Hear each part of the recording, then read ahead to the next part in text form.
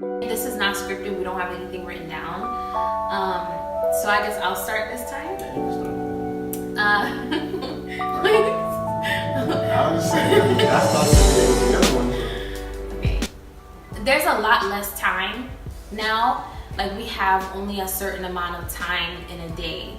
And we have to be so intentional about making sure that we fit in, we schedule in time for us. Because what tends to happen is he leaves for work early in the morning.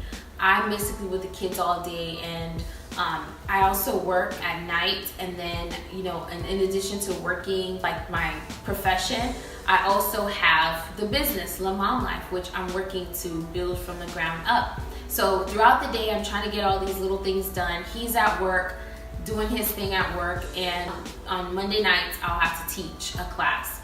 And so it becomes very difficult to spend time together, because at the end of the day, we're just like physically tired. Like, he's tired from just, all the things he had to do at work, and then I'm tired from physically, on a physical level, from picking up and lifting 2 small children, caring for them hand and foot all day long, and then trying to do my thing in between, do my Instagram posts, my blog posts, the content on my website. So it becomes very hard to find any time for us, and we have to be so intentional. And a lot of nights, even when we're watching a movie, I'll look over and he's asleep, and he'll look over and I'm asleep, and that's she's never asleep. Recently, we went away to just spend some time together, and my mom helped us out and watched the kids for us, and we were able to spend some time together alone. And we really just have to be that strategic. Like, we have to schedule in trips and make sure we have time for each other. And I think that's been the biggest thing, which leads me to another point, communication. I think that our communication has been tested a lot right now, because it's just not enough hours in a day.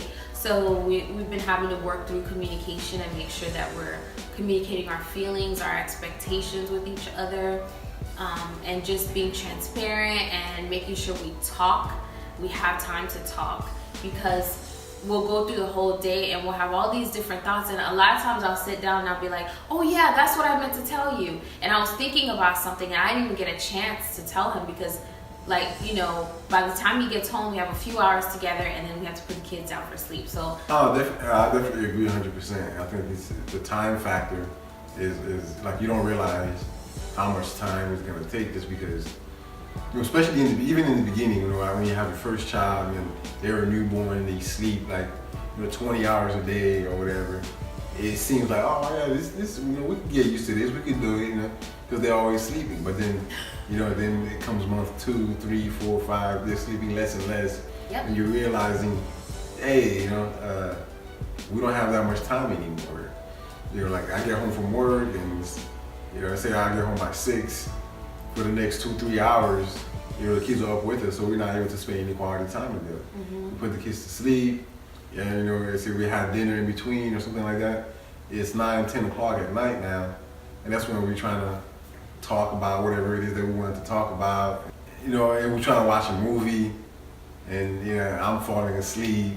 She's wide awake, of course. And stuff like that. But that's to me, I think that definitely is the biggest strain, the biggest change. That we have to be strategic and figuring out creative ways to spend time together. And we have to be purposeful in saying, okay, yeah, we're not gonna just stay up, 1, 2 o'clock in the morning every night just because we're trying to spend this 4 or 5 hours together to talk and to watch movies, to do whatever. But we're not gonna just not spend any time together either. So we have to create that time even when we're not able to have a babysitter. So even if it's like maybe 1 or 2 nights a week, that we're gonna be up a little bit later, because we're gonna, this is gonna be our movie night. This is gonna be a night that we sit and talk. This is gonna be a night that we have a special dinner. Then we have to implement those types of things. And we've been starting to do those where we're not trying to do it every night, because of course we're gonna be retired. But there's at least some nights on the weekend, I try to let her get a little bit extra rest because I'm home. If Saturday morning, for example, you know, I'll try to let her get, you know, a couple more hours. Then she get a couple extra hours, you know, Saturday morning, and then, you know, I'll take her back on Saturday night. Like, nah, you know, we gotta hang out, get a couple extra hours. And the same thing with me, you know, like Sunday morning, maybe it'll be my turn, and I'll get a couple extra hours. And, you know, it's like, as long as you're able to work together and have an understanding and have both people on the same page, then it'll work just fine. But as long as one person is not wanting to do all these things and the other person is all tired, but no one's voicing their opinion, and you're not talking about it and coming to a compromise, then that creates problems. Yeah. And, you know, we were kind of like on the verge of that point before we had to kind of really reevaluate and say, hey, look, this is how we're going to be able to move forward.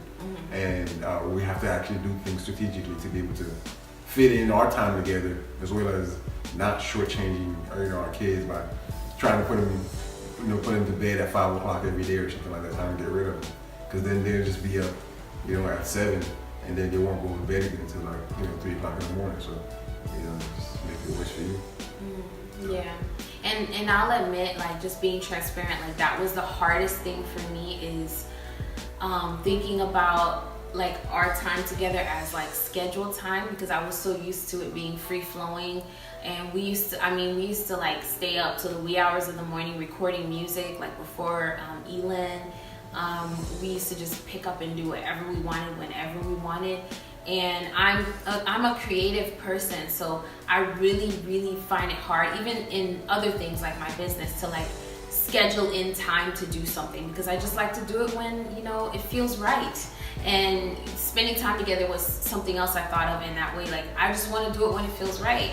And you know, it's still a work in progress. I'm still getting used to it, like that we can't just do whatever, whenever, and it has to be purposeful, intentional, planned.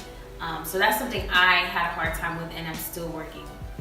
Yeah, I mean, one of the things that I struggle with is just, you know, just getting old. You know, I get sleepy a lot faster now. Oh, that's one thing I forgot to tell you guys. As an individual, I have become much more of a germaphobe. I'm a perfectionist, and you know, now that Giselle is crawling, and it was the same with Ker-Leen, like the floor has to be like sanitized. No shoes in the house. I'm talking about, I sanitize my hands when I'm in the car, when I come back into the car from the store, and I wipe down the hand sanitizer bottle. Like, that's how crazy it's become now, because I'm just thinking about germs everywhere I go. Like, and it's flu season too, so yeah, forgot to mention that. She sprayed me down with Lysol when I come in the house. No, I don't. No, I don't. Just no shoes in the house. No shoes in the house. Okay, so I think that was everything that we wanted to talk about in this video. If you want to see us do more of these videos, or if you have like a specific idea in mind, I'd love to hear it. So comment in the comment section, let us know. And I think that I just wanted to kind of end the video with like a thought that I was having. At the end of the day, I think that what I've learned is that things are not going to be perfect, and I have a very perfectionist mentality. I've had to like grow in that area over the years. We're gonna be married for 10 years this July, and I'm realizing that everything is not going to be picture perfect, no problems, nothing. Like, we have had to work through so much over the years, and I think that that's just helped us grow as individuals as well. And now that we have kids in the mix, it's just gotten a lot more interesting, and we've had to navigate through a lot, even just with the addition of the second child. So I think that, you know, if you're watching this and you are looking to get married and have kids one day, or you're married and the kids have not come yet, you guys know our story. We had 2 miscarriages before we had these 2 children. And we were kind of expecting a lot to happen. And now that we have our blessings, we've had to kind of say, okay, now we have the blessings. We always have to keep in the back of our minds that they are blessings. We did pray for this, and that we can't just give up when things get hard, but we have to actually work that much harder, because to whom much is given, much is required. You guys have all heard that, I'm sure. So I just want to encourage you that, you know, marriage is tough, and especially with kids, it's a lot more interesting. There's a lot more to work through, but it's totally possible, and we're learning that. Everything you said is is right on point. I think people sometimes have, like I said, incorrect expectations of things, and then once they fall short of those expectations, they tend to kind of run away or quit.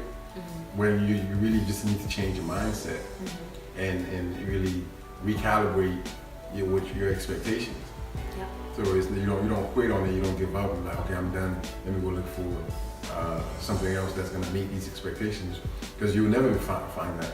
So you're just going to keep going from thing to thing to thing and never really meet those expectations.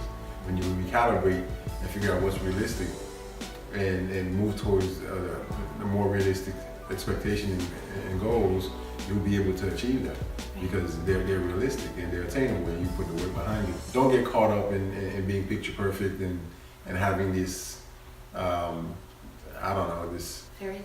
Yeah, it's fairy tale type of life, because that's not realistic. You gotta be realistic about it. There's gonna be issues, there's gonna be problems, there's gonna be kids misbehaving, there's gonna be blowouts, all types of Poop stuff. explosions. Yeah, it all happens. You still gotta clean it up. You be like, man, you pooped on yourself. I'm sending you back. Nah, you gotta clean it up. Like, the kid's still yours. You gotta keep it. Yeah, I'm sorry to tell you. Anywho, thank you guys for watching this video. Thank you to my special guest. Well, thanks for having me. And thank you for the request. Thumbs this up if you enjoyed this kind of little chat dialogue. We'll see you guys in another video. All right?